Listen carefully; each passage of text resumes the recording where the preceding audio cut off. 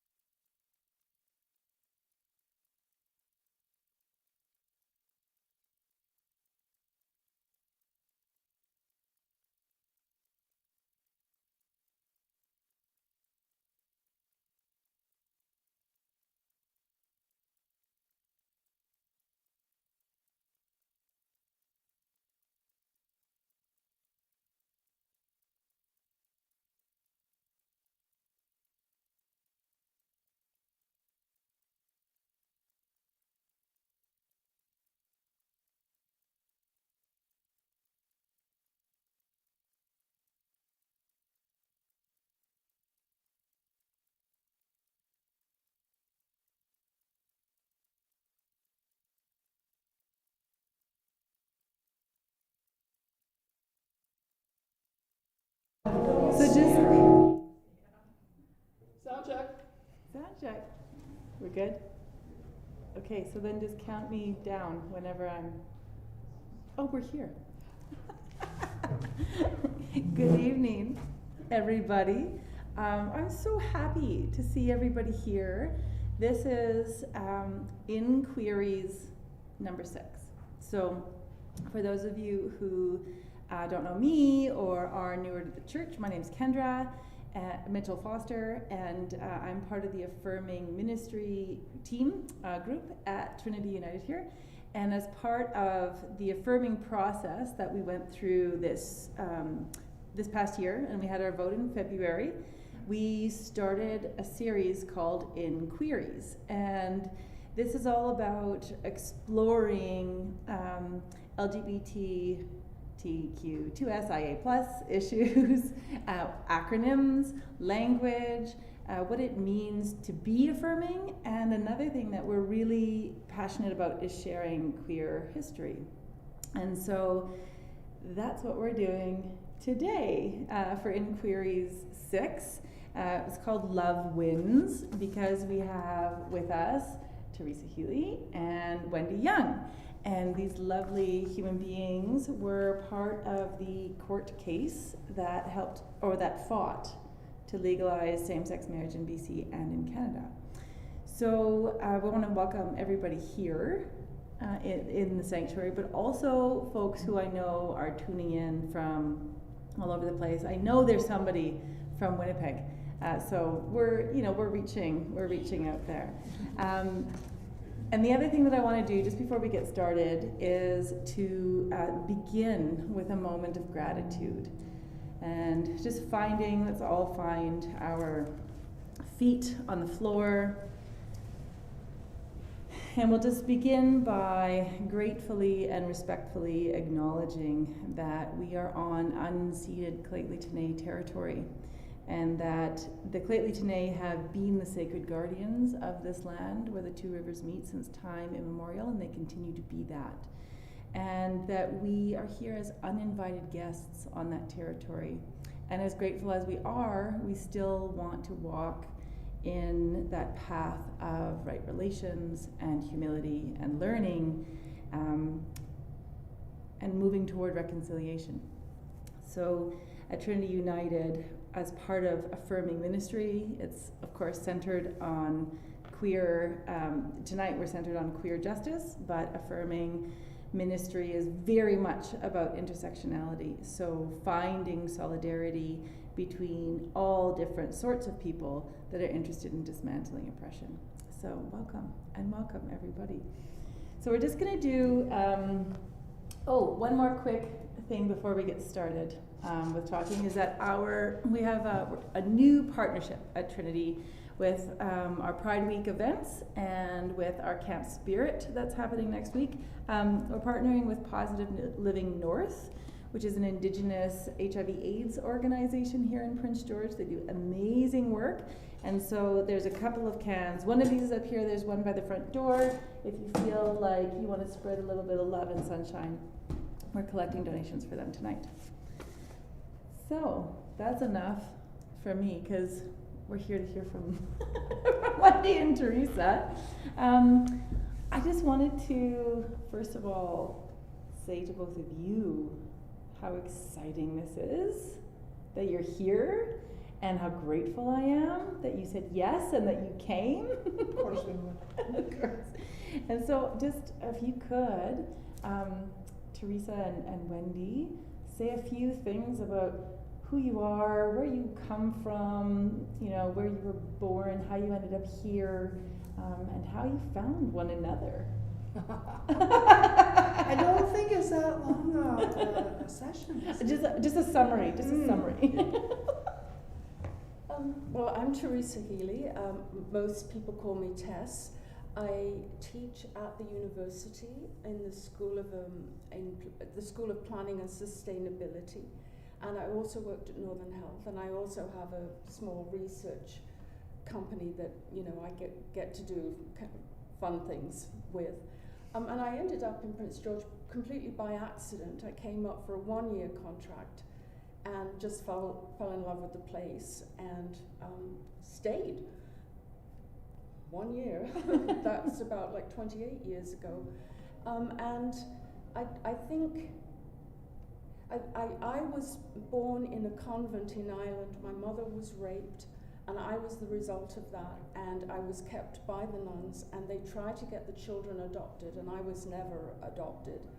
In fact, when they finally did find someone, they asked my granny for permission, and she came to the convent, banged on the door, took me out, and wouldn't let the nuns or the church have me, and reunited me with my mother.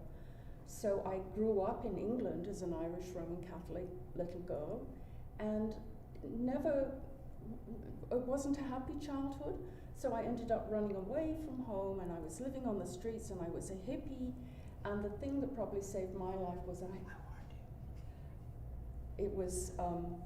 was getting pregnant at 17. And so I started university at 28 with 2 kids, a single parent, never having really finished school and not really knowing how to use the comma. So, but now I have wonderful children who are grown and have children, and they all moved here to be close to us. And I have a PhD, so I'm a living example that you can, the power of the human spirit to overcome, even if your very origin is in an act of violence. So that's me, short story. In a nutshell. Yeah. So not in a nutshell. Wendy Young. I am born and raised American and came to Canada, Prince George, British Columbia in 1986 because I liked the way the school system supported the special needs kids. So I came up and I said I would come for a couple of years, and for the first 4 years my mother sent me job descriptions of jobs back in the States. So finally I photocopied mine, sent it to her, and I said, match this and we'll talk. She stopped sending the jobs. So yeah, I started in the school system, was there 20 years, and then left to do a very cool Indigenous project throughout the province, where we got to incorporate elder wisdom and voice with youth learning the technology and pictures from 26 different communities for the academic setting. So that was an amazing opportunity. Have been director of the Arts Council here 8 years, and then wanted to go back to my roots for speech and language, and tested out Northern Health, and wasn't as good a fit as we would have liked, so came back to the school system. So now I'm back in the school system working with the kids, and the supports and programs are better than ever. So I'm staying till they're tired. And what she isn't telling you is that she's quite the magician.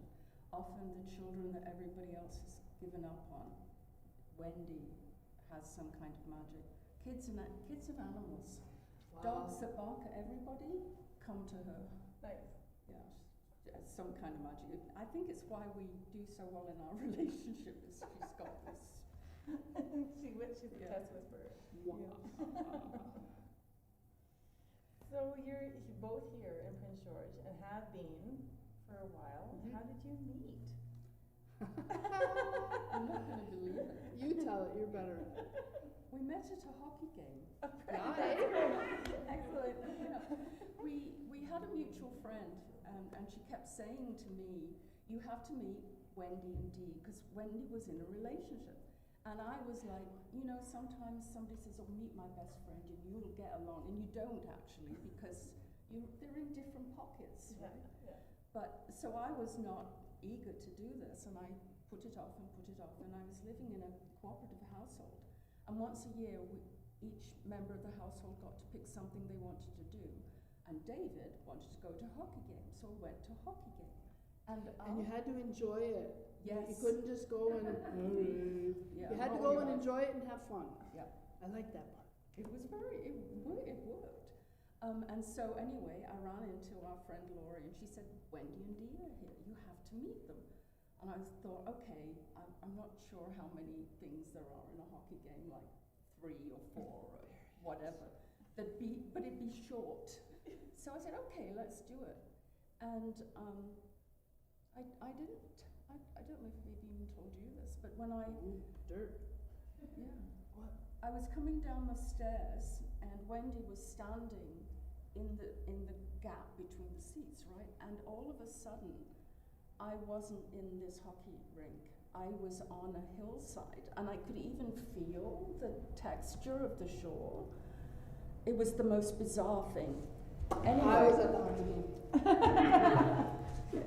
So anyway, that was disconcerting enough on its own, and so you look at me, I talk. I was speechless, and so after that, I'd been in Prince George, I think 4 years by then, never seen her ever, and now I'm tripping all over her, and she's with somebody, and my relationship that I had been in had broken up because my lover had an affair with my best friend, and there was no way I was going to do that. But I was so torn that I started wearing like mini skirts and trying to attract her attention, and then I'd be mad at myself. And I was oblivious. Completely oblivious. Because I was in a relationship. So what happened? Sadly, you should take over from here. It's your story. How much more do they want to know? Want the dirt. The dirt. Well, my relationship broke up because it turned out that the person I was with she was a financial predator. And she didn't care if you were young, old, male, or female. If you had money, I didn't, she thought I did. That's what she went after. She did clean out the bank accounts, I did buy her a vehicle, but She maxed out all your yeah, credit cards. she maxed out all the credit cards. She told everybody my house was hers. Yeah, all kinds of fun stuff. But she went after one of my colleagues at the time that was questioning her sexuality, and I invited her to come over and, so she'd be comfortable, ask questions, whatever. And within a week, my relationship was done. And so Laurie phoned me, our mutual friend, and said, you have to call Wendy. Dee just left. And so now I didn't want to be the shark going after the fresh blood. So I phoned and she wasn't there. I left a message and that felt comfortable. And then she called me back and we talked for forever. And I was so worried though that I would do what I'd done in every other relationship, which is we sleep together, so therefore I love you, so therefore we move in. Right. Yes, I don't know if all of you know the lesbian rules. One date and you rent a U-Haul and you're moving in. Yeah. With the cat. At least I'm allergic, one, at least one cat. Yeah, no, I'm allergic. We're safe there. So I insisted that we actually mimic heterosexuality. We were going to date and not sleep together for at least 6 months. Now this was really hard. That's amazing, actually. Yeah.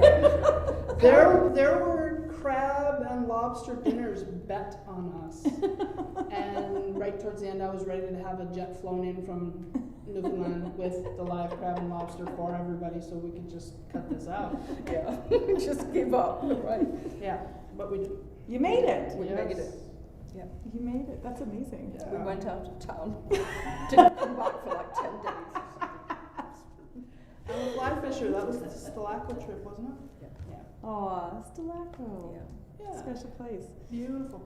So you guys got together, and then one of the things that a lot of people, you were saying, don't know that you've done. You exist day to day. Of course, you're human beings. You go to the grocery store. You have jobs. You do all these things, and you interact with people each day. And a lot of people don't know that you are these like epic, iconic people that have changed history for gay people in Canada and hopefully the world. I think it started a bit of a chain reaction in Canada. Yeah, good. Which was nice to watch. Yeah, absolutely. I mean, I remember being at a Pride event at the University of Winnipeg when we heard about the ruling.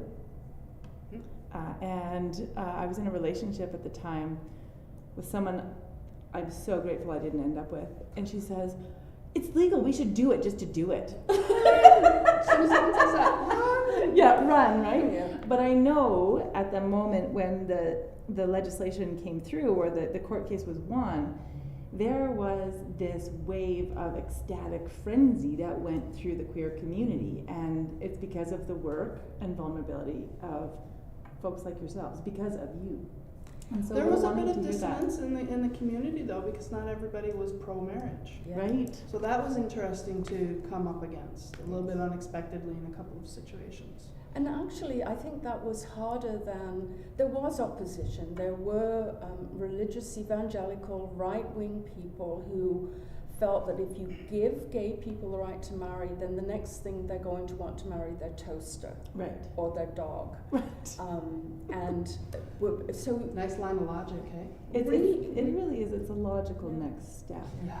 Mm. of course, Yeah. What if you have a toaster oven? Because that is a lesbian thing. It is. yeah. It is. Only toaster ovens. after you've brought in 7 into the fold, then you're eligible for a toaster. Good. Toaster oven. Yes. Shona and I are on our 3rd toaster oven. There you go. Tess got rid of ours. She thought it was taking up space on the counter. Didn't like it. We just could never meet that quota. I think actually one thing I'd really like to say about this though is that when we got involved, we were nominated by our local gay and lesbian organisation who had been contacted by EGAL, which is Equality for Gays and Lesbians Everywhere. It's the national rights organisation. And they contacted Gala North, and Gala North asked us if we would consider this. So you've got 2 feminists, neither of whom believe in marriage, who thinks marriage is a tool of the patriarchy. But A tool. if you're heterosexual, that means something. But if you're lesbian and you can't get married, it doesn't mean a thing. Mm. So we talked about it, and I said, okay, if I want to say no to marriage, the no has to mean something. So that's why we got involved, was simply for the choice that you could choose to get We married. hadn't even talked about getting married at this Yes, point. We had said we would have a commitment ceremony, and We we did. actually had the first interview with a gal the night before our commitment ceremony that was in, we have a huge backyard, Tess calls it a garden. Yeah. It's enormous, and it was just done to the nines at that point in time, so. Yes. And so we ended up having our commitment ceremony and thinking that we were in this for this sort of idealistic reason. Freedom of choice is the cornerstone of feminism. Well, the more we And learn- stubborn people tell me no, watch me. Yeah. But what happened, I think, and it was a tough process. We had to write an essay, we had to have do a survey, we had to be interviewed by this panel of 9 people before we were actually accepted. Voices that we had no idea. Yeah, it was teleconference before the days of Zoom. Yes. Right. And so So we neat. ended up agreeing to do this. And the more we learned about marriage, and the history of marriage has always been a fight for people on the outside. Because it used to be that, you know, if you were wealthy, your father said who you were going to marry for the family fortune or military alliances. If you were poor, you were just picked up by the plantation owner or the, you know, the lord of the manor. So marriage has always been this statement of capacity to enter into legal contracts, and it was being denied to us, and the consequences, so that if you know, when Wendy had cancer, would I have been recognized to actually be beside her? You know, if one of us died and the family was not supportive of our relationship, and this has happened to people, Not us. you're widowed and the family just comes and takes everything, your family home, all the things you built together. So not only do you lose your partner, you lose all the things that you built together. So the more we learned, the more we became Annoyed. well, and actually thinking, you know what, we want to do this. Marriage is a radical act, and that's the conclusion we came to, and that's when we went all in. I think that's what they say, isn't it? Yeah, it is. All in. Only if you're betting and you have a good hand. And so, well, and I think you guys had a good hand. Pardon? And I think you guys had a good hand. Oh, And so what was that like? You're approached by the local organization, but knowing that this is going to be a nationwide petition for the human rights of same-sex marriage. So did you think about the immensity of what it would mean at the outset? Could you conceive of what that would be? No. Wrong is wrong. Yeah. yeah, well, there was that simplicity, but there That would also, be me. Yeah. also this thing that I can't explain it. It's like when there was the legal right, I hadn't thought about the joy that would come from going to somebody else's same-sex marriage. Right. I had never imagined it. And they had told us this would take 5 to 7 years, so we weren't terribly excited about it. Like, okay. Yeah. And IGAL was fantastic. They trained us, all Yes. the couples. We would get together on these telephone conference calls. We were trained how to talk to the media. We were taught how to respond to, you know, religious opponents. And when, What? They didn't like me doing that. yeah, apparently that doesn't work. So to be able to speak with respect, even to people who are treating you disrespectfully. And I think both of us felt that we were really well supported in Prince George. Yes. Our friends and family were really concerned and thought, you know, our pets would be poisoned in our car. We lived a little bit out of town. We live out on the Heart, where it's a little more rural, and my colleagues were concerned because we had little fur balls and a nice home, and they were worried about what could happen. And happily, And there was opposition.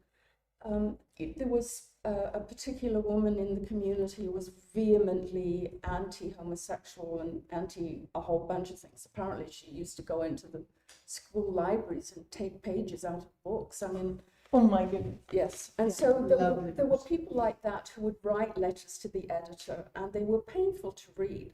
Because they had poor grammar, they weren't spelled properly. If you're gonna call me something bad, spell it properly. Yeah. It's true. It's just a little thing that bothers me. Yeah, you can't respect an opponent if they can't spell, sadly.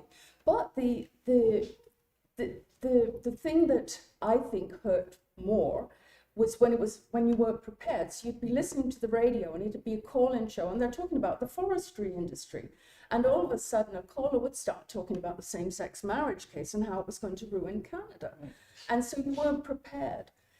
The other part I found hard was the people who in the gay community who felt we were betraying this Yes. unique culture of gayness, and you know, feminist friends, the editor of Extra West, vehemently opposed to this.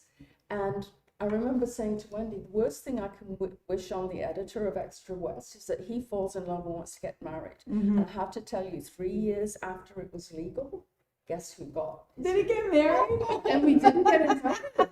Yeah, we get another one we didn't How get rude. invited to. Yeah. So opposition within from our own was hard and unexpected, but I don't think we thought of the immensity. We just looked at what was in front of us. So we had to go down to the registry office and get a marriage license and get turned down. Right. You know, so there were things you had to do, and you didn't really In think. front of the camera. This was Oh all. yeah, CBC was really. And knowing that this was the process, that you were going to go there, apply, and get turned down, knowing cognitively in your mind that this is what was going to happen. What happened emotionally for that moment when you were denied in front of the camera? Well, not for I thought, okay, stay tuned for the sequel Yeah. because we're not stopping here. But you found it hard. Yeah, I Yeah. did. Even though I More knew it was going to happen, and in fact, I was worried. What if they give us one, and if the whole thing? So, And it's on film, so we have to go through it. That's right. so even though I know it was supposed to happen, it still was a wrench. It was like that punch in the stomach. You sort of gasp. But Oh, we looked at each other and said, that's why we're doing this. Yeah. And I've always said one of the things that I really love about Wendy is she can make me laugh even in the hardest of times. And so that's what she does. She does, you know, and it makes it easier. Yeah. Yeah. Absolutely. But I don't think we anticipated. And certainly I was telling Kendra that one of the stories I wanted to tell was how we were invited to a same-sex marriage here in town. We'd met with the young couple and talked through a lot of things. One of them, her father wanted to walk them down the aisle, and she's a feminist. She didn't want her dad giving her away. And I said, but isn't that fantastic? I mean, how many young gay couples are not going to have fathers who want to do that? Well, what they ended up doing was having both parents, mum and dad on either side, and they were opposite ends of the barn out at Hubble Homestead. And they walked towards each other, and both mom and dad put the two together and then followed them. It was the most, oh, I know, Yeah. there wasn't a dry eye in the house, I tell you. Anyway, at that wedding, people would thank us for doing this. And during that time when everybody goes off and takes pictures, this young lesbian came and stood beside me, and she's sort of looking at her feet, and she says very quietly, do you mean to tell me there was a time in Canada I couldn't have married my girlfriend? And I went, where were you? And she said, well, when did it happen? And I said, well, 2003. And she said, I was 9. Yeah. And it hadn't occurred to me that we would have young people growing up not knowing that this had been a thing. Mm-hmm. They had always known that if they chose to fall in love and chose to marry, that they could do that. Mm-hmm. And I hadn't expected that, not quite so soon. No. And that's amazing to see that and experience that firsthand. Yeah. And so it was 2003 that it became legal. And when did this all start? How long? They said 5 to 7 years. EGAL said 5 to 7 years. So when did it all start? It ended up being 2 to 3. BC, Ontario, Quebec, and the Yukon, it was legal to have a same-sex marriage in 2003. In 2005, it became legal for the entire country. And so we had same-sex marriage happening here in Prince George before they did in the Castro at San Francisco, which is the big gay mecca of the world. Yeah. And we had same-sex marriage before they did. That's And I don't know amazing. why, but that just feel good about it. Well, you should feel good about that. It's amazing. I have goosebumps actually. Yeah, I think it's amazing. And that one thing that I love about Prince George, because I'm not originally from here. We moved up here in 2013.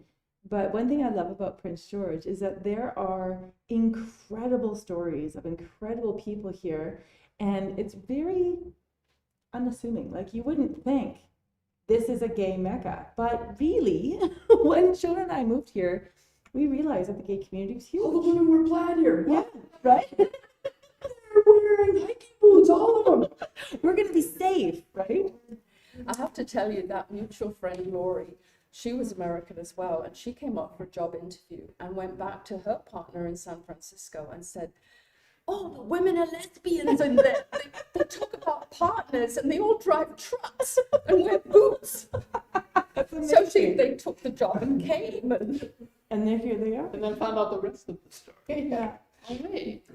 So you folks were in Prince George. Was there anybody else in BC, or where were these Oh, other yes. couples distributed Yes. across the country? Well, Where were they BC from? had their own contingent. Yeah.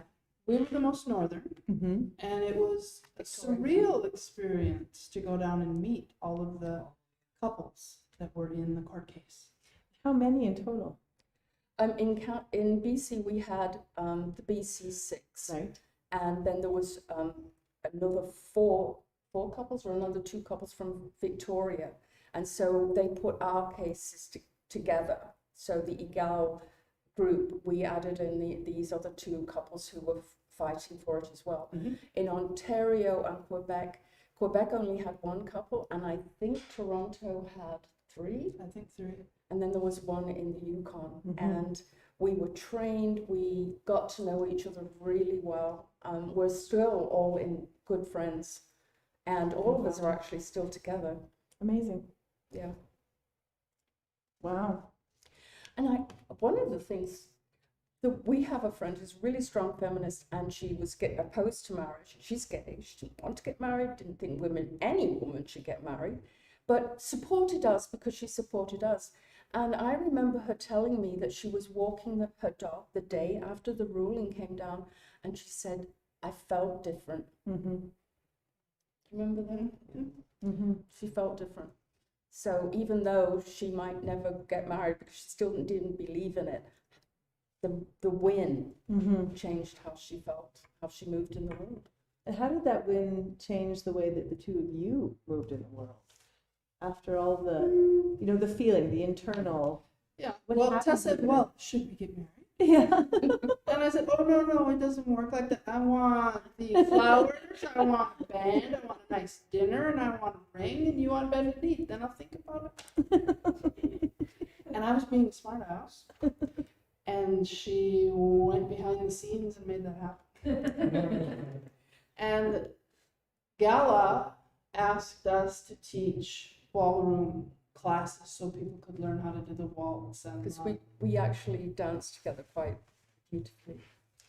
Yeah, she leads from Nice. a follow position, as most femmes do. But I said, "Okay, yeah, we can do that." Well, what I didn't know is we were getting everybody ready for my wedding and reception and my proposal. Yeah, it was just the proposal. Yeah. So that was a. I'm usually the one that's the romantic and does all of those sorts of things. So I was just being a smart aleck when I told her I wanted all of this. And I need good directions to be romantic. I gave her That sounds like a good idea.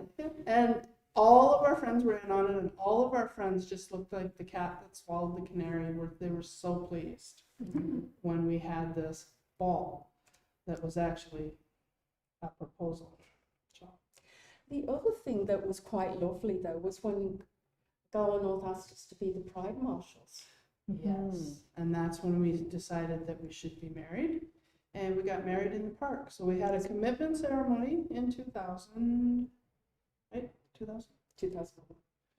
right around there. And that was the one in our garden, and then we were the parade marshals and got married in the park. And the woman who made the woman who, remember Cindy's cake? Mm-hmm.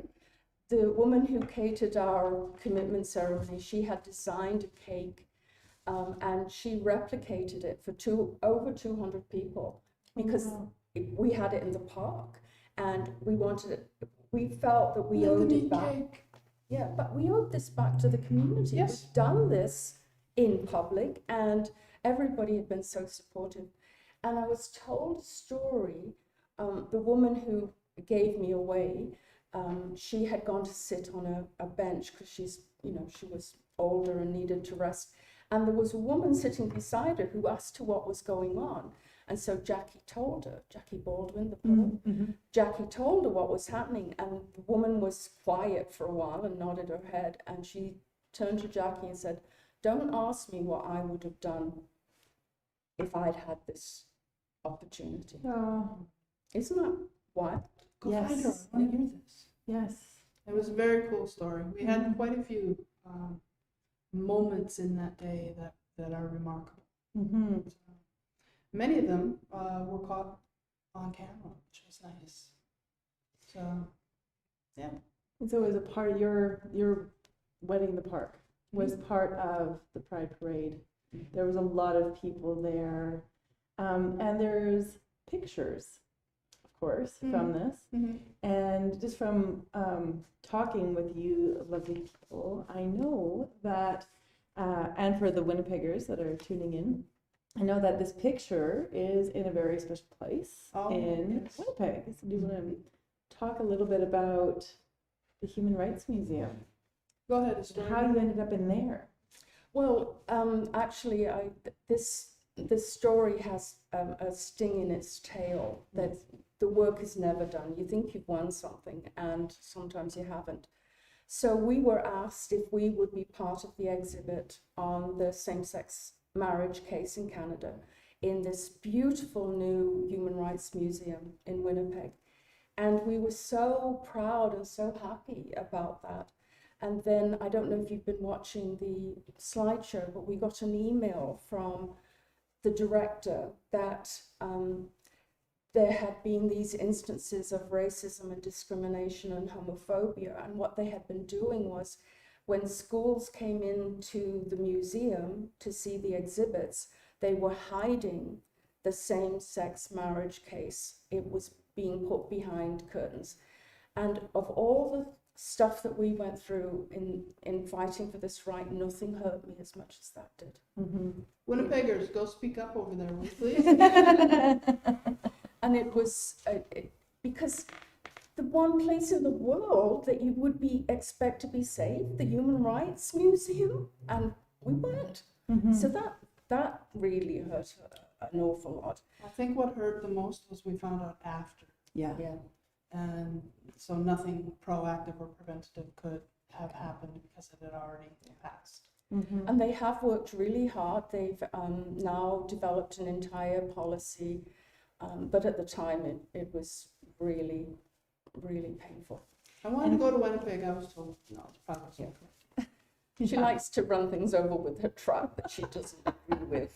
Well, it was at the time it was a white truck, and many people drive them, and it had a grill that was nondescript. Just drive the truck right into the museum. Yeah.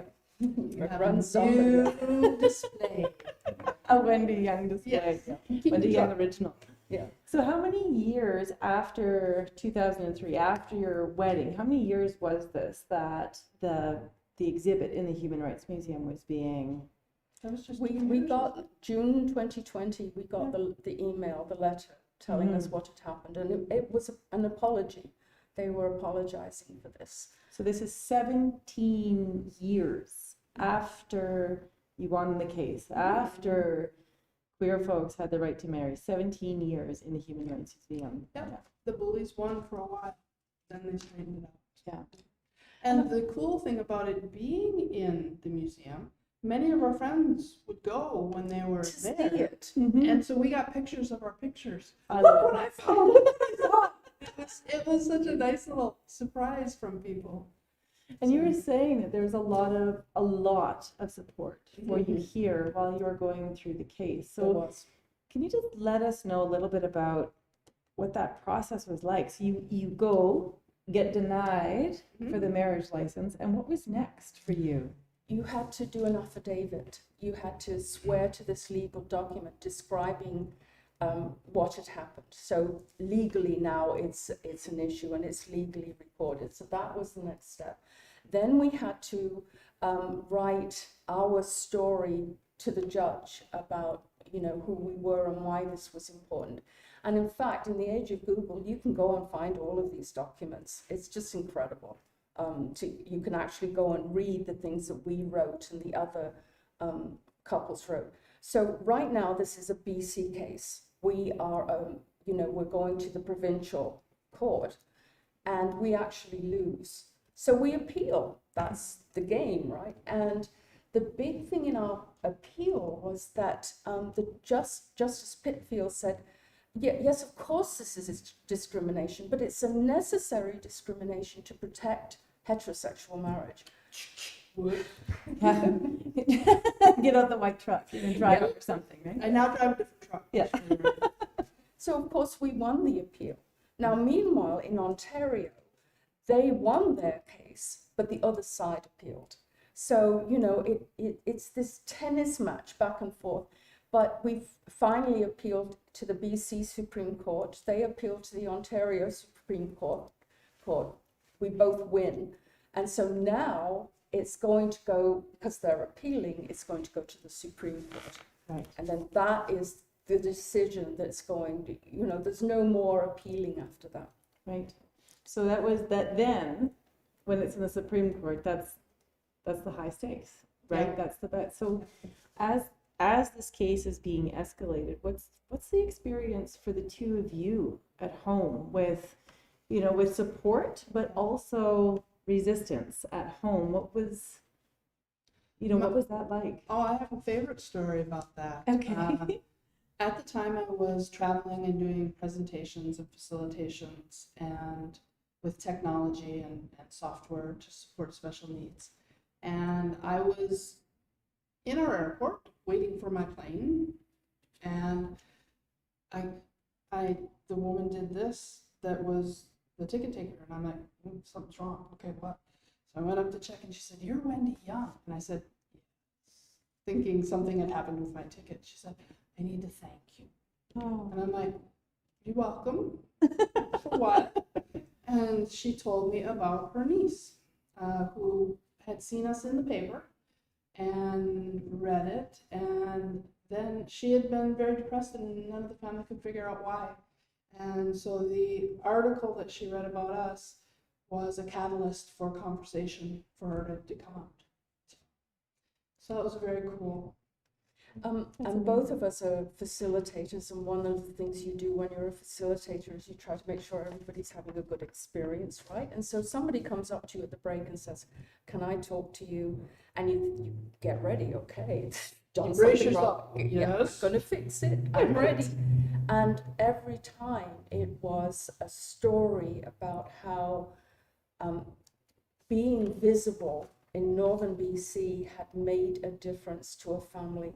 And there was one mother who talked to us, and her child was suicidal and she didn't know it, because this kid out in a small community simply didn't know that there was anybody else like her. And this is before the internet. It's before you know, Oprah talking about these things. And so we had paid attention to our friends saying you might get into trouble. So we were ready. We were ready to be attacked, and it never was. It was always the opposite. And we must give credit to the local media. They rock. I think they were really annoyed and irritated by this small vocal minority and they set out to make sure there was a balanced record. Oh, that's wonderful. Yeah. So we were on the front page of the paper, we were on news segments.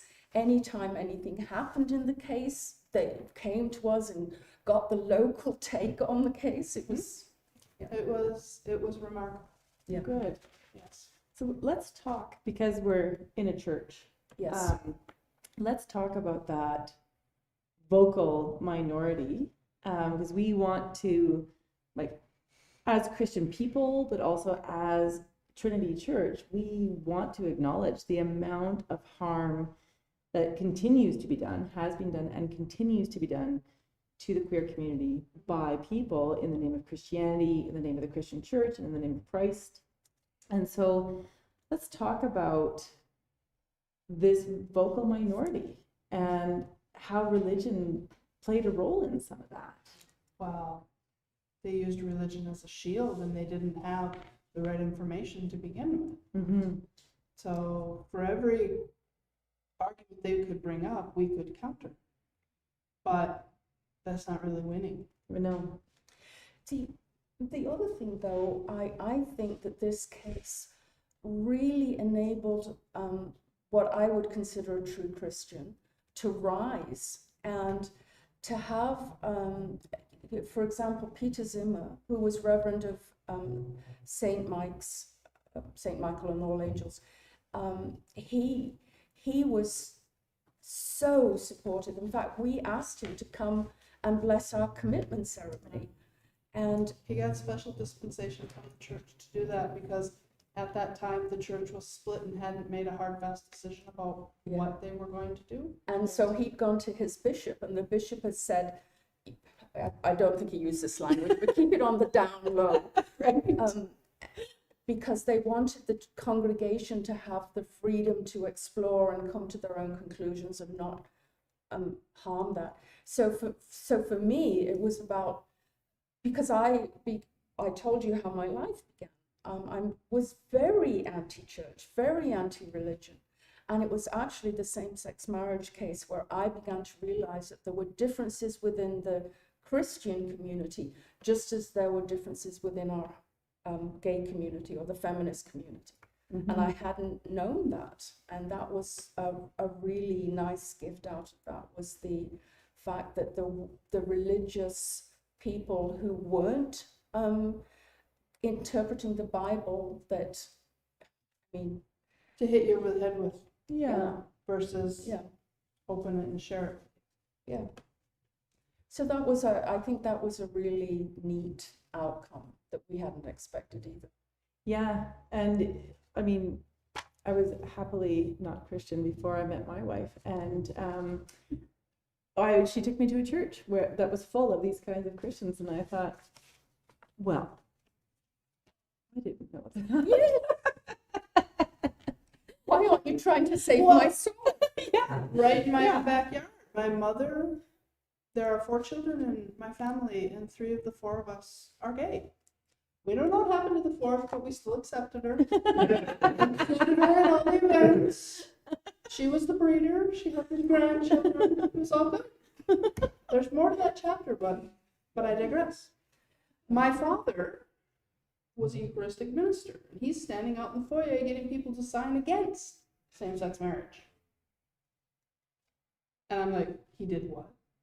My mother came out and he wanted her to come and sign it. And she said, no, Bob, no. She turned around and walked out the side door and walked home 5 miles. She was so angry with him. He followed her for the last 2 or 3. Come on, Carol, get in the car. Come on, Carol. No. She was that upset on our behalf, and that he would do that and use religion as a weapon. So you can tell where the stubbornness and the sense of it right and wrong comes from. Mm-hmm. Apple and tree. Carol. Yes. Thank Carol for that. Yeah, She's awesome. she is. We caught her off guard, 3 of the 4 of us, and she has just rocked it.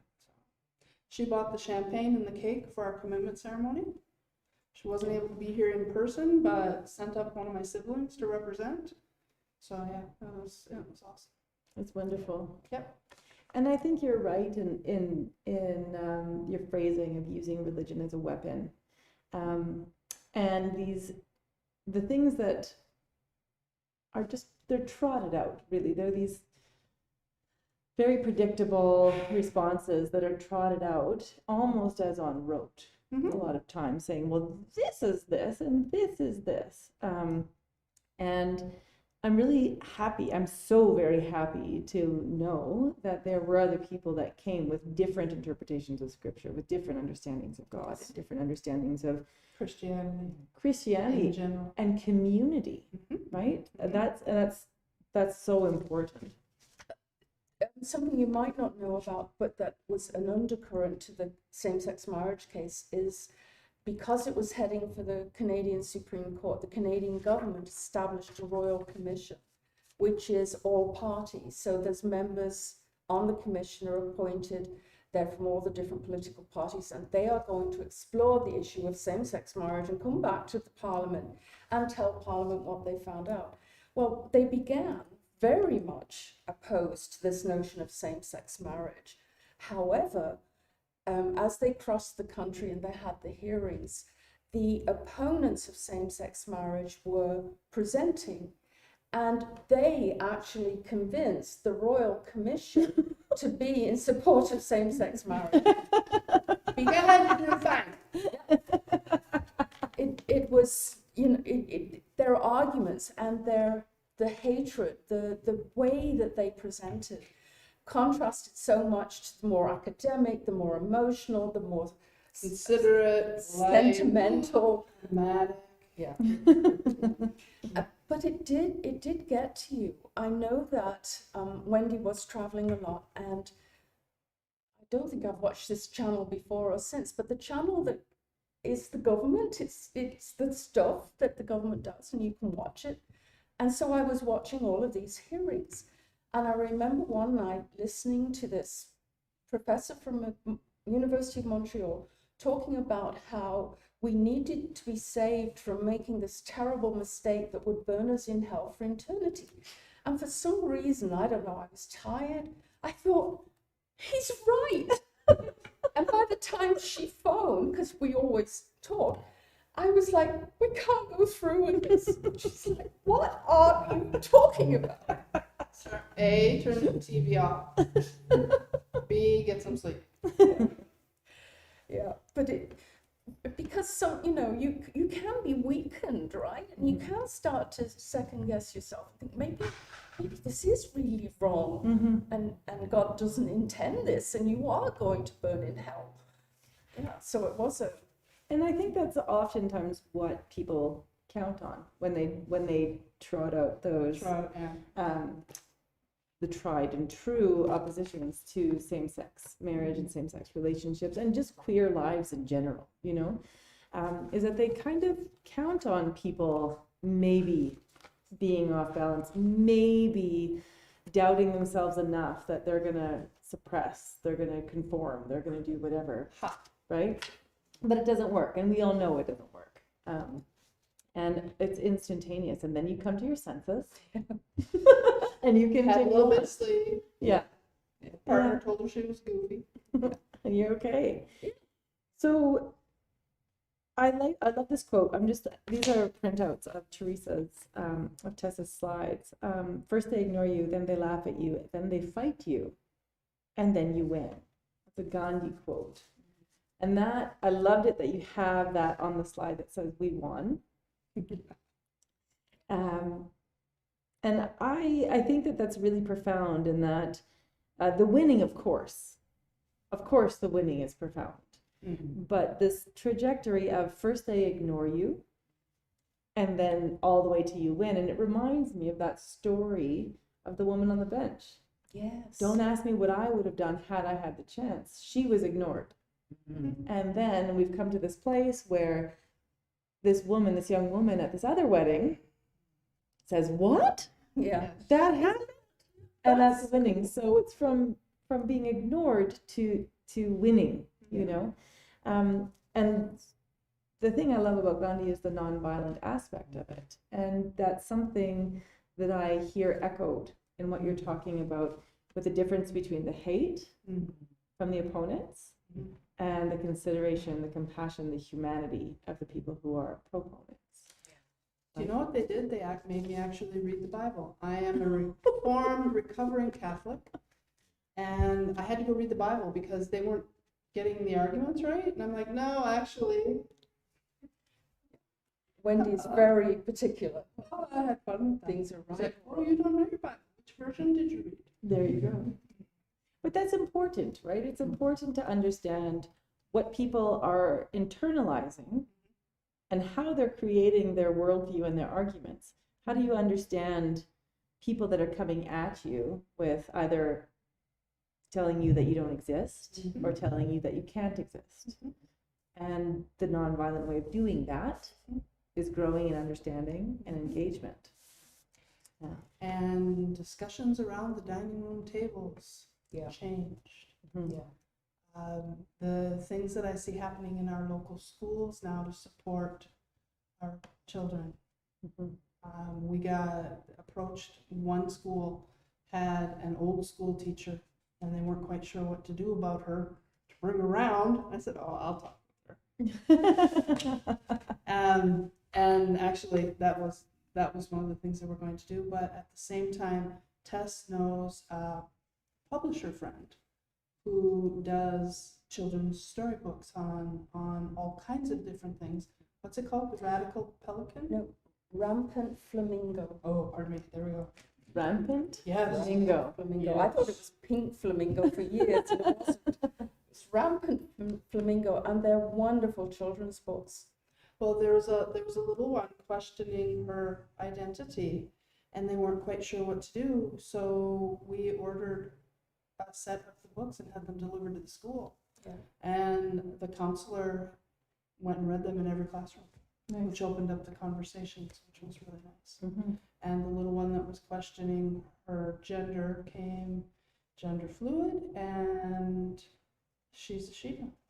And everybody accepts it, and the girls are jealous of her dresses. There you go. And I think that's the other piece of Then You Win, is that then there's another fight. Mhm. And I think right now what our little ones are going through is this denial that they can know who they are or that they can question who they are. And my question is, when did you know your sexual orientation? Mhm. And you children do. You do. There's a time for children when they don't. They actually don't know what gender is. And you say to a child, what do you want to be when you grow up? A mermaid, Mhm. a unicorn, a fisherman. You know, they don't have boundaries. We as a society start putting the boundaries in. Boxes. Mhm. So I really feel that this is the new frontier, is going to be around gender identity, Mhm. the way sexual orientation was. Mhm. The lovely thing was that I'm out, and me. The resource teacher came and said, Wendy, we need some help, which was nice. And I was able to help, which was nice. Mhm. And that's something we want to let be known. We have informally been a resource for the community. We've actually taken in children who've been disowned, and we consider them our children. They're in the will. Yeah. And we danced at our gay son's wedding. I got to give the blessing. How's that hilarious? That's amazing. There was panic, and he came and said, can you do this? I'm like, seriously? Okay. It was fun. But yeah, we got to dance. That your son's wedding. Yeah. It was awesome. And you guys did talk about, just as we were sort of sitting down and setting up what how we're gonna go about today, you did talk about what it means to be seen as a resource in the community. And I think that it's incredible, absolutely incredible, that the two of you are here and you've made your lives here, and that you've got this amazing, love-filled, beautiful life. And Very lucky. yeah, and I think that queer folks, oh my gosh, I'm getting emotional. I'm wearing mascara, I shouldn't cry. You'll be fine. Yeah. But I think that we as queer folks, and even as allies, find strength in examples of people who can be absolutely regular, loving, compassionate people and have done these incredible things and still be responsive to what the community needs. And for me, seeing the two of you move through life the way you do, it models what's possible. Is in the gay community, with a lot of the mental health stuff, suicides, AIDS crisis, all of these things, we've lost a lot of our elders. We've lost a lot of the grandmothers, grandfathers, grandparents, and a lot of the mentors that straight kids, they can look and see what it's like to be a trans granny. Yeah. They can't, straight kids can't quite imagine somebody having a trans granny, right? Because they only have straight grannies. And so queer kids, there's that little girl, does she have somebody to look up to? And I think that as part of building community, we need to look at how different generations can be resources, right? Like with folks like yourselves taking in kids who now probably have kids, who then will have friends, and there are gay grannies all over the place, but we've been ignored for a long time. Nanny, grandma. Nanny and grandma. But who got called grandpa? Every grandchild for a few years would say Grandpa Wendy, and then without thinking it would become Grandma Wendy. And the youngest one, Elsie, the kids are coming up for dinner and they are off in the order of age to go and wash their hands to come to dinner. And as Elsie goes by, she says Grandpa Wendy, and Alexa, who's the oldest, turns around and says, "What did you say?" And I said to her, "You used to call her Grandpa Wendy too." And it was just, everybody had a grandpa and a grandma, so this must be Grandpa. Yeah. Right? So they were concerned, so I don't care, as long as she calls me something. Yeah. Go wash your hands. Yeah. Make sure your hands are washed. Our oldest calls my dad Papa, and his partner Papa Jan. So she's Grandpa Jan. There you go. Yeah. So yeah. Well, you know where her heart is. And Des, actually, our oldest, is gender fluid, so it makes sense, right? But yeah. Parker, he's our first. He's the grandson that we're the closest to, because they moved here to be closer to us. I was at the birth, and he's in school, and the Soji.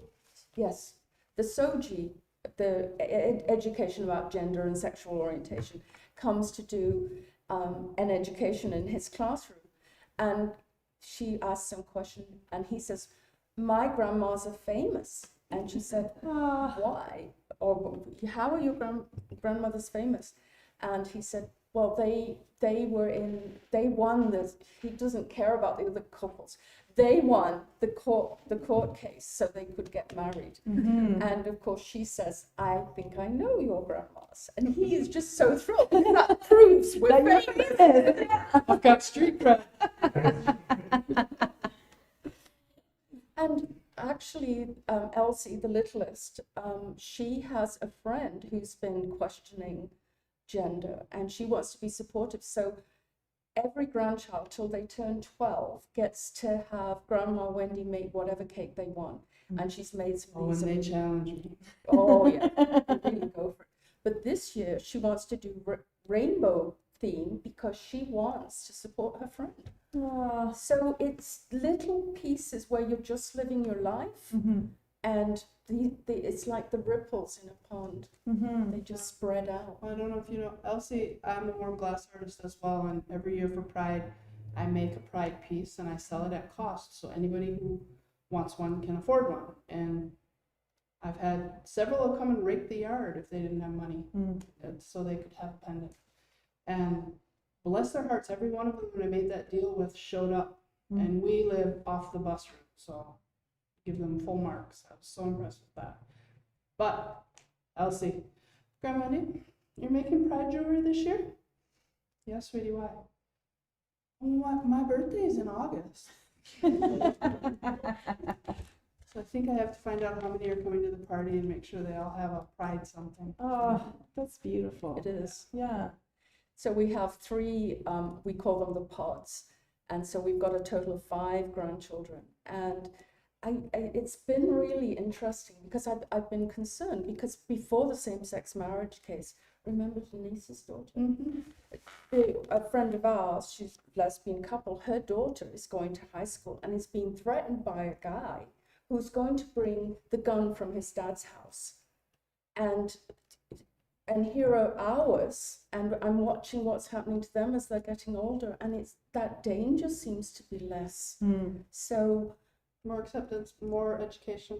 yeah, There's no chats around the dinner table. Yeah, more experience and more relationship, right? Yeah. More community building. Yeah.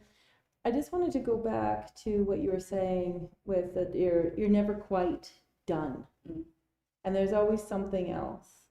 And in the slides that that we have on the loop test that you prepared, you talked about the first gay divorce. Oh, Dun, dun, yes. dun. Nobody thought about this. You could get married, but it broke down. You couldn't get a divorce.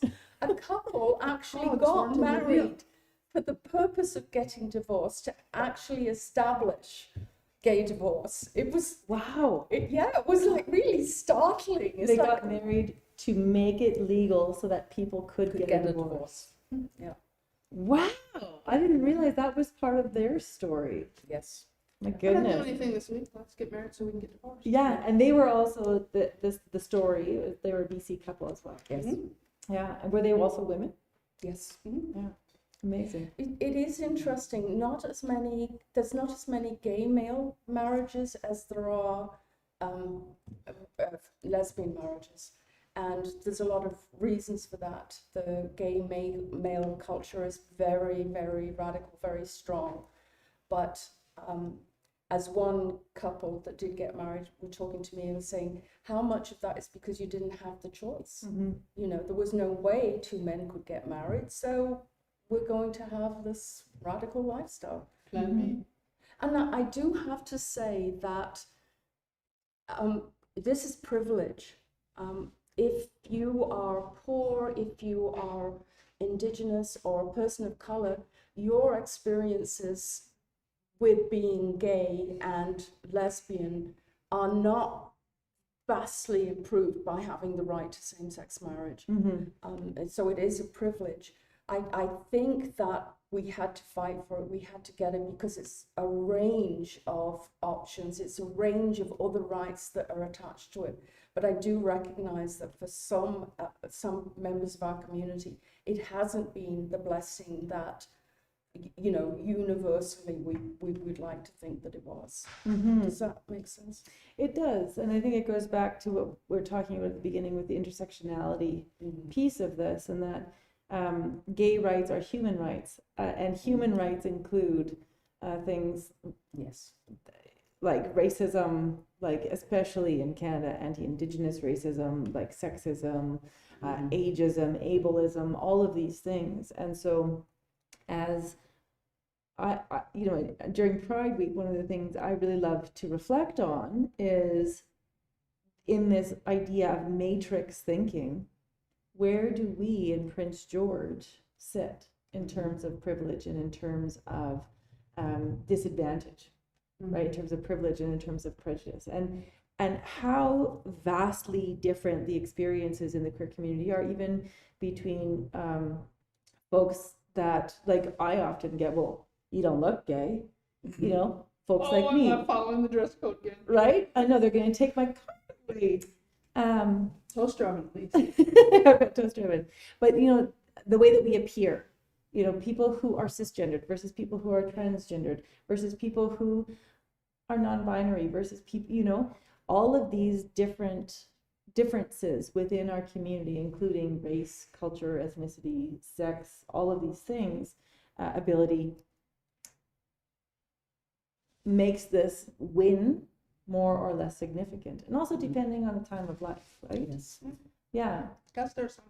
yeah.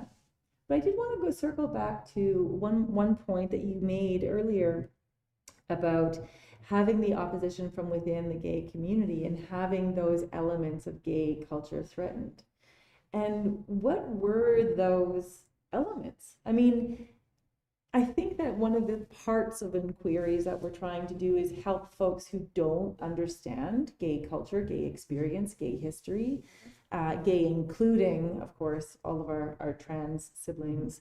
But we want to sort of let people in on what some of these cultural elements are, what some of these historical elements are. So what was it really? You know, if you can pick a few. I mean, this is a huge, like, gargantuan question, but if you could pick a few points, this resistance on the threat to gay culture that marriage is, because we always hear gay marriage is a threat to straights, not gay marriage is a threat to gays.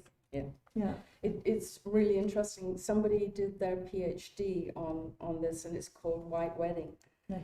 And very interesting. It's a lot tied in with feminism and the patriarchy and capitalism. So all the criticisms of those systems and seeing marriage as part of those systems and opposing those systems. Right. So it sounds counterintuitive. It really does. Yeah. Well, a couple of our own friends didn't agree with us fighting for the right to be married. And it was really interesting to sit down with one of them, and she said, I have a couple questions. I said, I have a couple answers, no guarantees.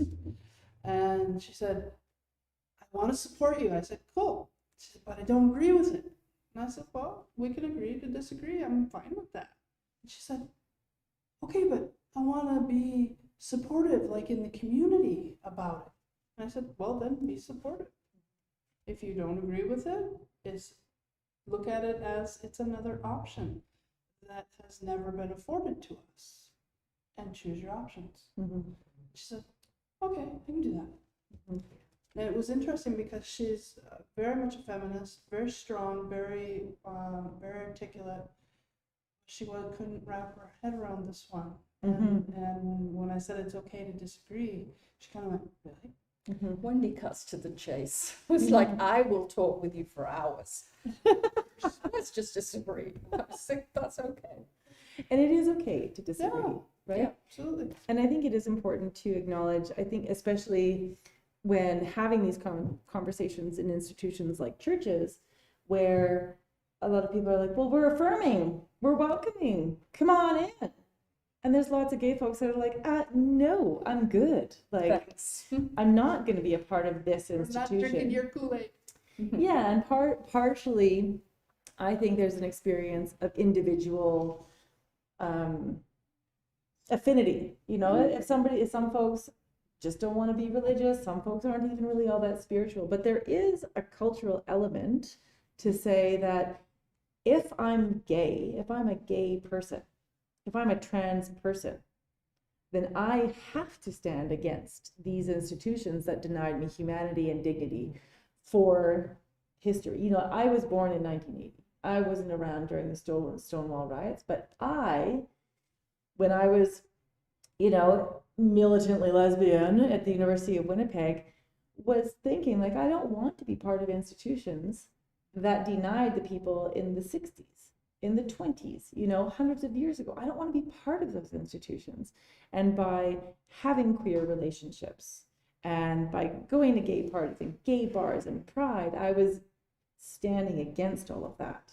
Mm-hmm. And so this institution of marriage, like you said, capitalist, patriarchal, political, it makes sense that people would say, well, that is everything that being gay isn't. Yeah. And then there are people, I could never really quite wrap my head around conservative gay folks in Manitoba. How does that work? That's like the South, people in the South of the States being Republican. Yeah. What? But gay. Yeah. So there is room for disagreement, of course, Absolutely. and there's room for dissonance. And I look at it more as that's how it used to be.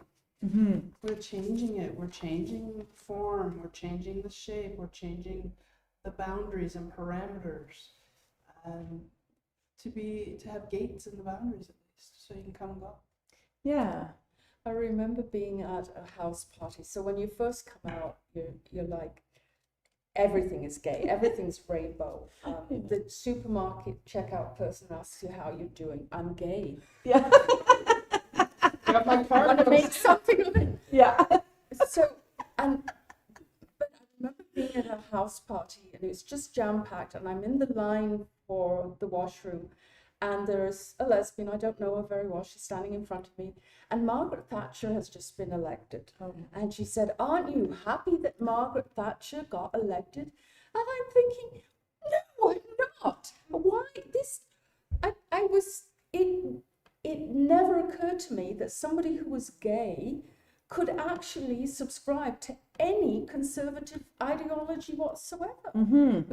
And it startled me to realize that this wasn't, and you start off with the lesbian communities, this mythical Camelot place. Yes. And then it isn't. Yeah. And you coming to terms with the complexities of our communities. Mm-hmm. There's some pieces where you go, what? Yeah. Mm-hmm. How did that happen? Yeah. Like, wait, how? Yeah. I still actually can't even articulate Yeah, it. just let me use the washroom. Go. Yeah. Yeah. You must have had too much to drink. The other thing I do want to say that I think is important is when you become so, your identity is now your identity and you don't have to come out, Mm-hmm. or you think you don't have to come out, because you're not coming out. You're just so out. I'm in Prince George. Everybody knows I'm a lesbian.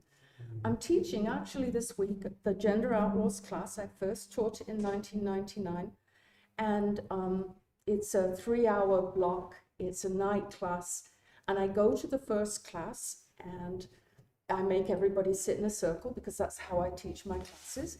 We develop a learning contract, how we're going to treat each other, because students have really nasty experiences in classrooms. And then we do some really fun stuff, and I go home that night. I think we've had a really great class.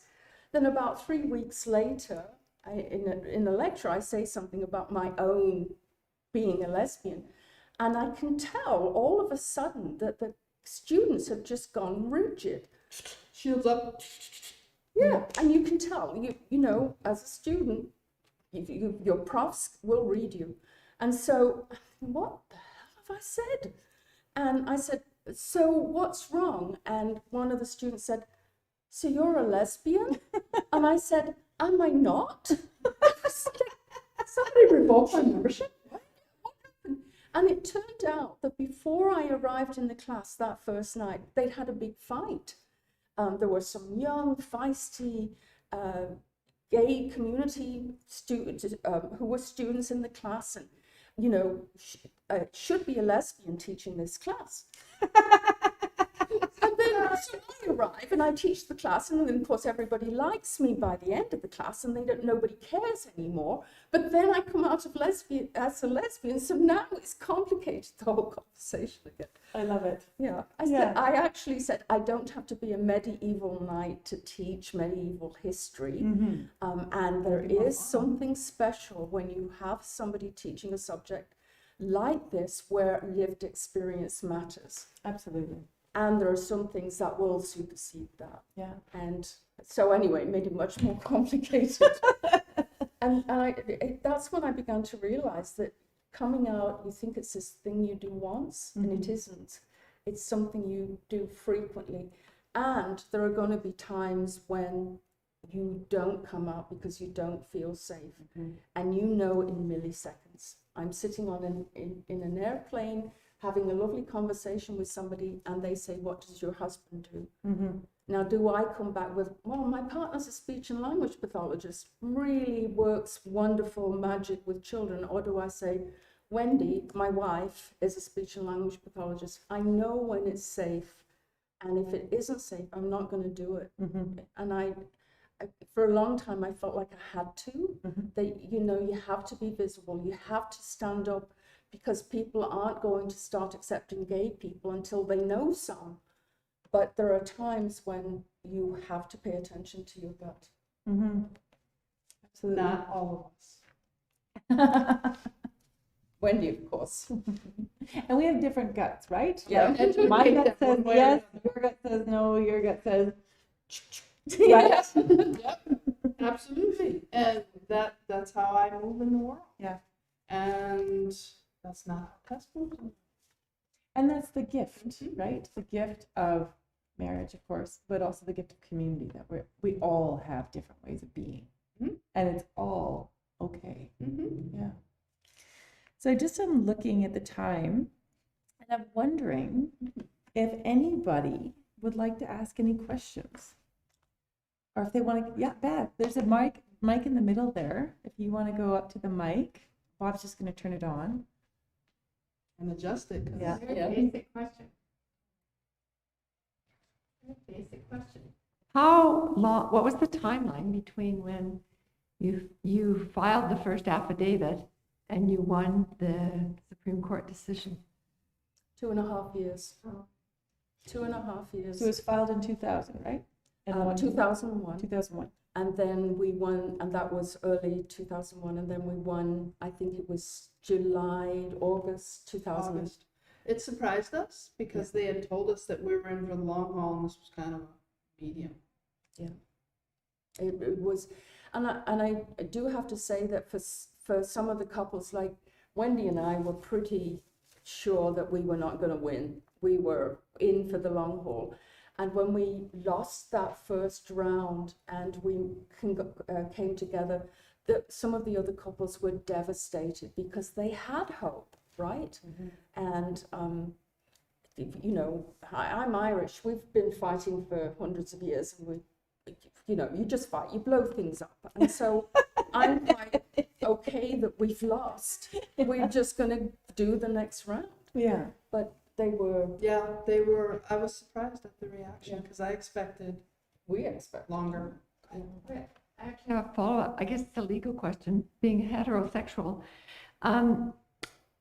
There's legally, in the heterosexual community, if people live together for 2 years, they're considered legally married in terms of finances and whatever.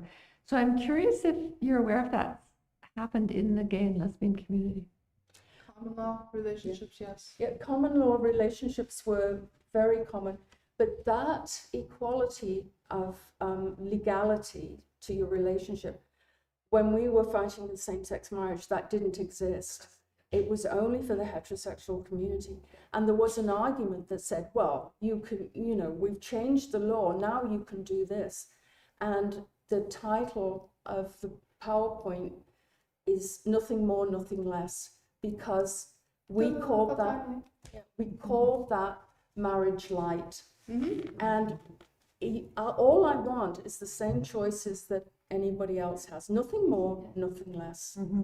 But yeah, so, and there still are couples, both heterosexual and in the gay community, that do the common law. Well, and when it came to the legality components, two of my employers immediately put my partner on my benefits package, my medical coverage, all of it. That wasn't the same for other people though. I had very enlightened employers, I guess, because that didn't happen everywhere. Mm-hmm. So now it has to. That was one of the things that was important to us.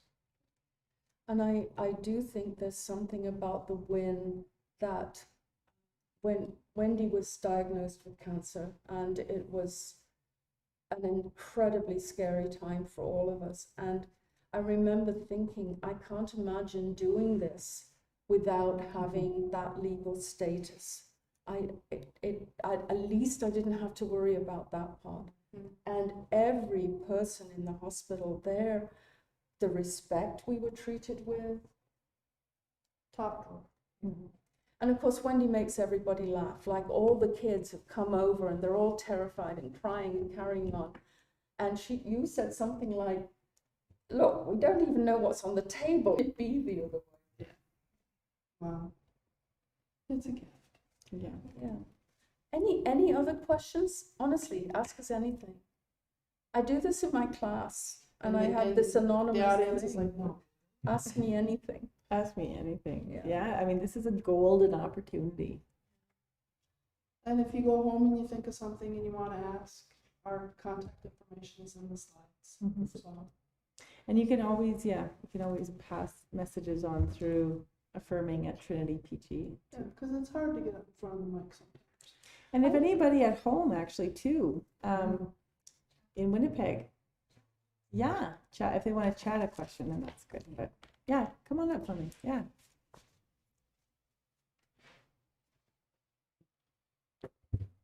I just want to ask, well, actually, two pieces. The first one, where do you see some of the changes needing to happen legally, if there are still some pieces that you see within our society?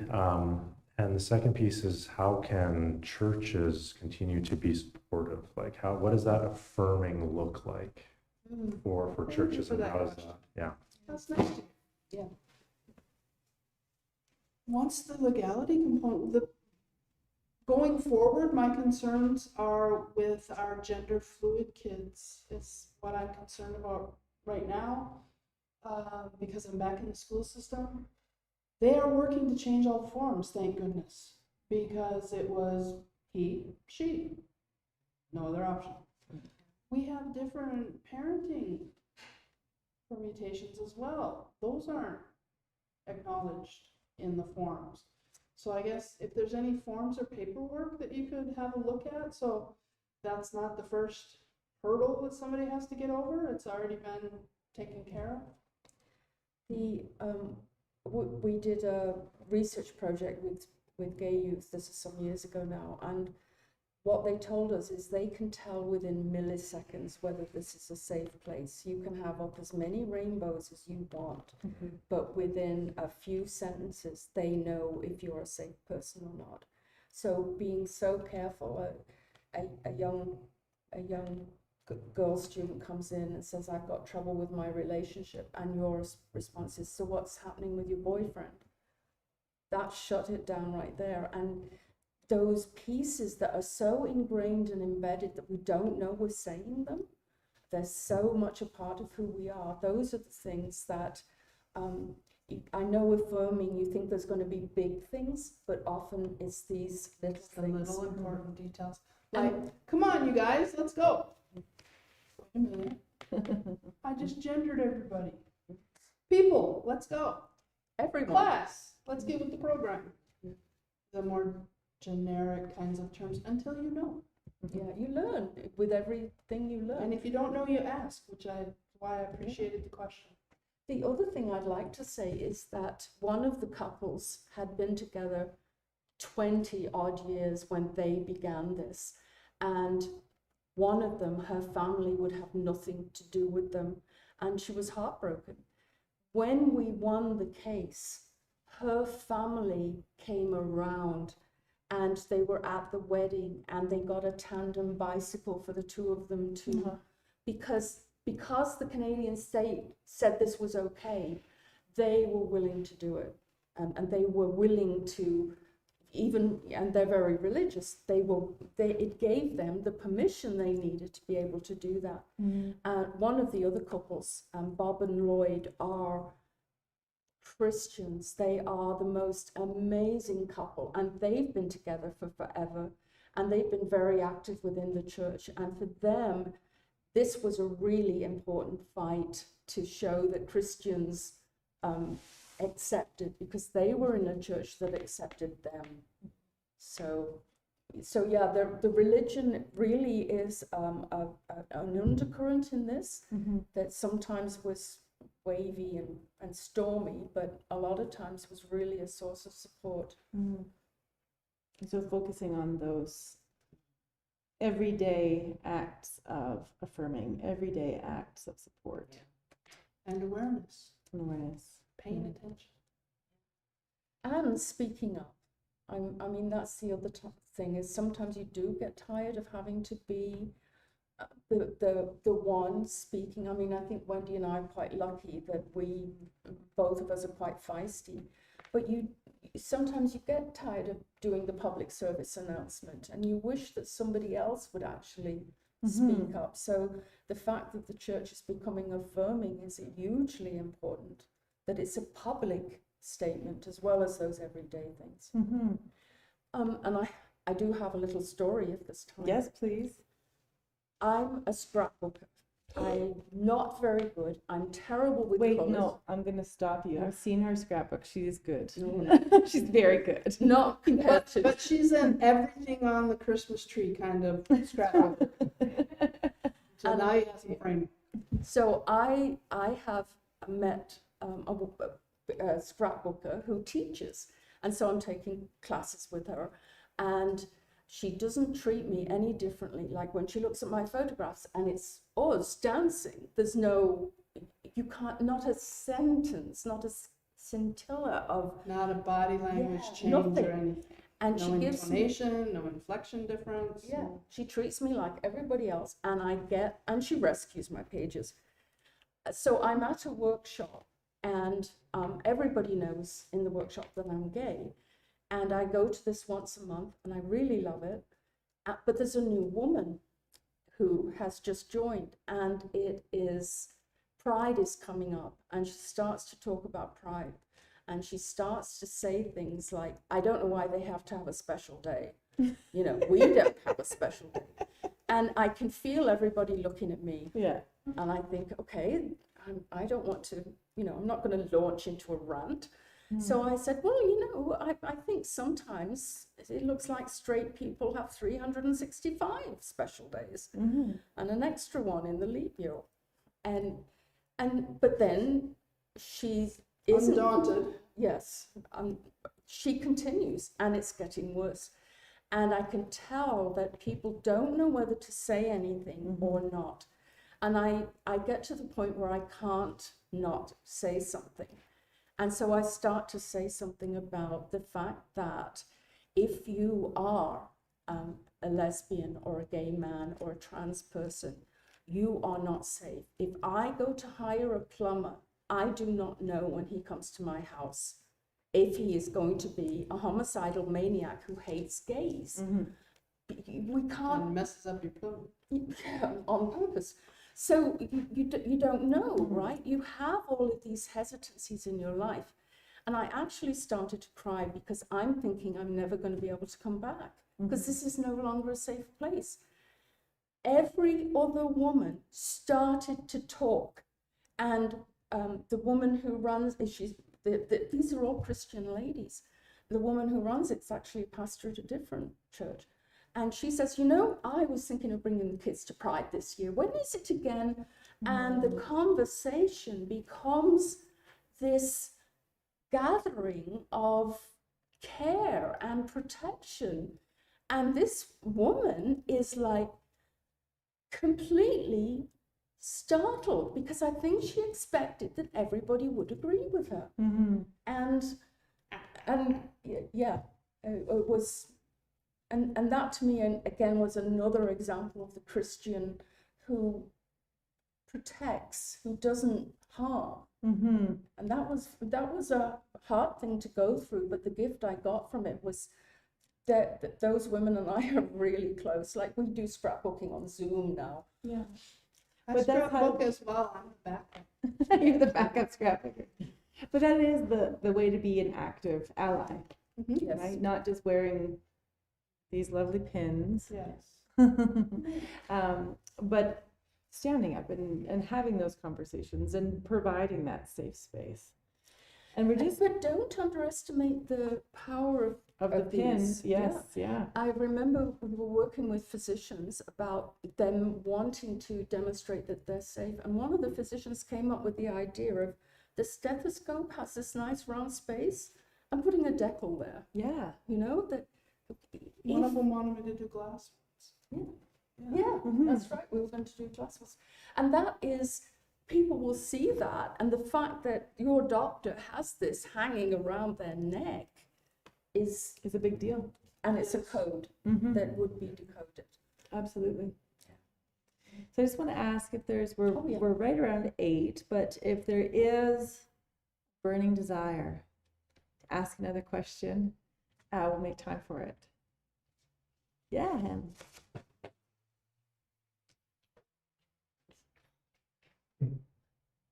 Okay, I have kind of a basic question, but how do you deal with homophobia from parents and family members? Yeah, it's kind of a tough I'm one. available for tea anytime. Okay. Can you give me an example of what you mean? So my family is extremely conservative and Christian, and I'm a lesbian, and I came out, and they've been basically telling me I'm going to hell ever since. It's gonna be a heck of a party. Yeah. Too bad you're not invited. Yeah. So it is hard because I am still a spiritual person and I do consider myself a Christian. But when they bring me Bible verses or things taken out of context, or, you know, this is the way God made people, you know, it's like, I don't know how to, I honestly don't argue with them because I feel like there's no point. But I guess, how do I protect myself? The one thing that has always comforted me and that I've shared a lot is enjoy your life, live your best life. You show through your own joy and your own acceptance of yourself that there is nothing wrong with you, and they can either come along with you and enjoy life beside you, or you leave them behind. And I know that's hard, but when you get to the side where you're strong enough to say that, and you are living your best life, then it shifts. It You'll know. isn't going to hurt you the way it does now.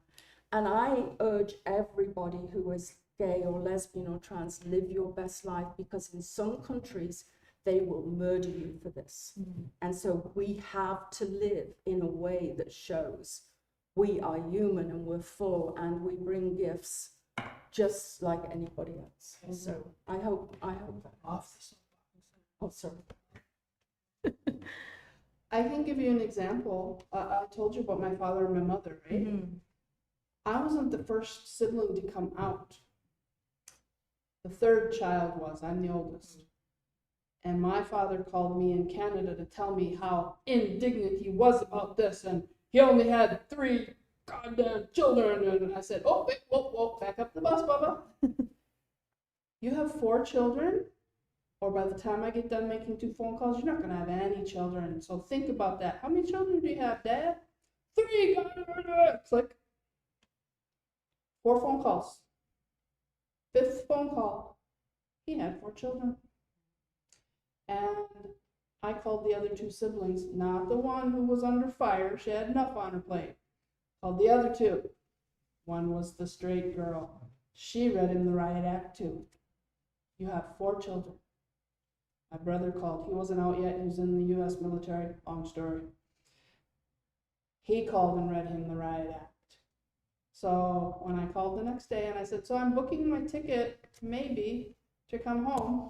How many children do you have today, Dad? He said, 4. I said, oh, good. And what about if they decide to bring a girlfriend or a boyfriend?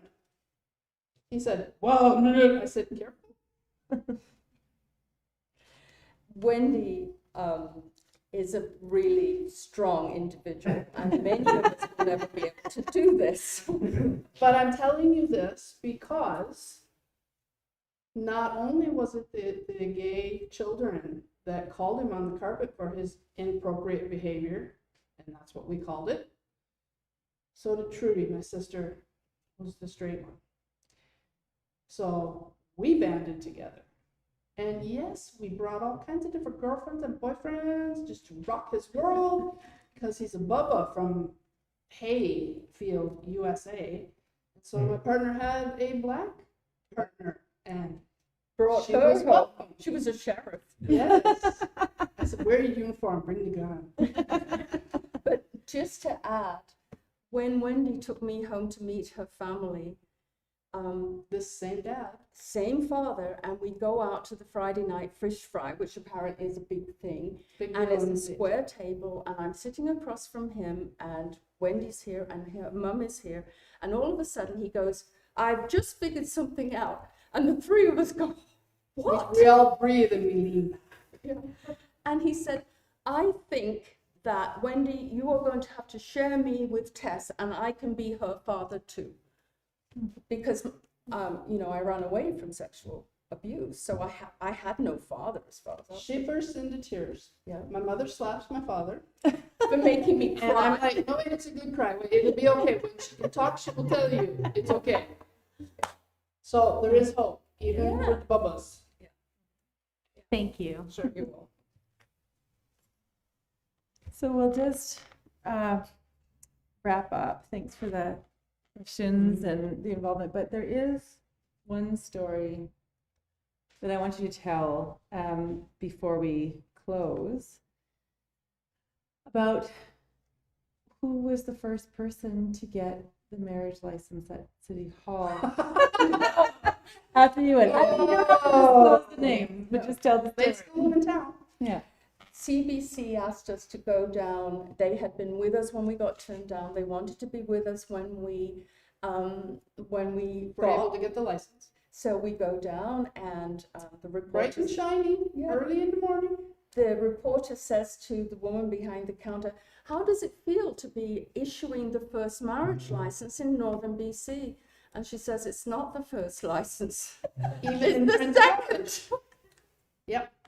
We got beat to the gate in our own town.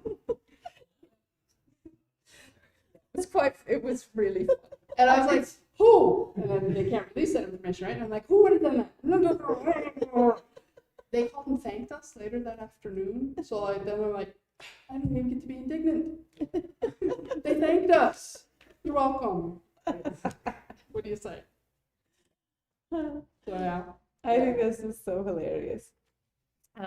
But I do, I do want to thank you so much for both of you for coming here and sharing these stories with us and the ideas and the experience, but also both of you are these incredible forces of joy and life, and just sharing that with us today is a real blessing. So Oh, it's a pleasure to be invited. thank you so Yes, much. we were thrilled to be asked. I'm so glad. Because She was so excited she was here early. She's never on time Usually frame. That's a big deal. That's like a first in 21 years of marriage. They got here before I did. Yeah, we're very happy. Thank you so Yeah. much.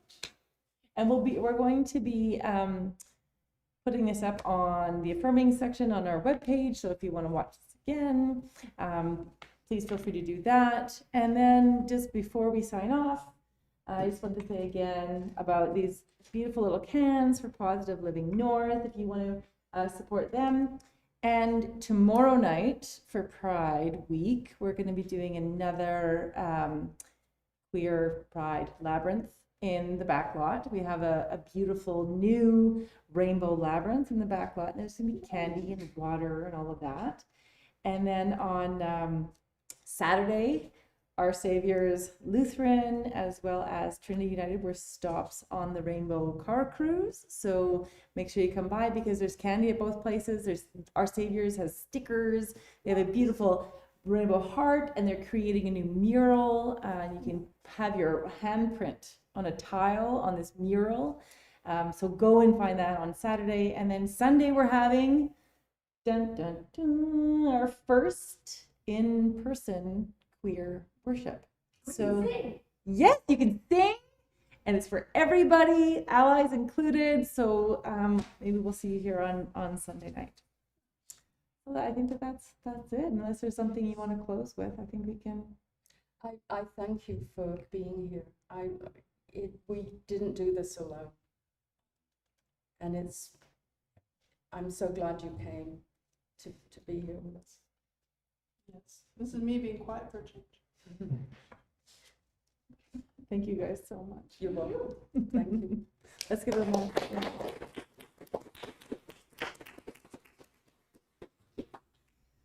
And so, yeah, we don't have